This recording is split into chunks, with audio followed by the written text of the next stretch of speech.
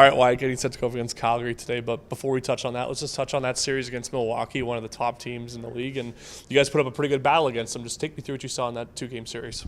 Yeah, I think obviously their record recently speaks for itself, and they're a strong team. But I think that we had moments in those games and things that we could take away from them that will lead to success further down the road in the season, and then going into playoffs here.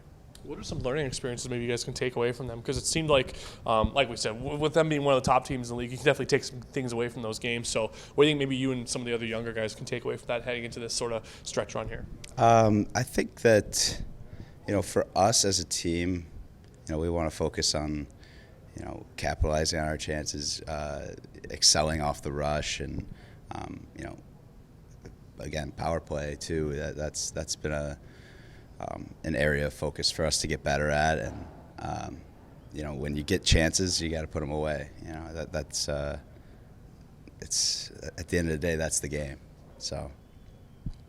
And then going up against Calgary here, your team you really didn't face that long ago. What do you remember most about the Wranglers, and what are you expecting from them tonight? Yeah, they're a hard physical team. They try and take away your time and space.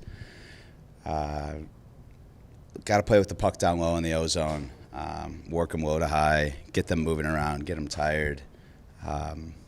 We'll go to work, and I think that'll bring some success. You yourself now, we're almost past the midway point of the second full season in the American League for yourself. How are you enjoying your time here? I mean, obviously it's been a little difficult with some injuries here and there, but just how do you feel like you've been developing this year? Yeah, the injuries have been tough. It's kind of just some bumps in the road, but developing in my time here has been great. Making some really good friendships, some really good learning experiences too.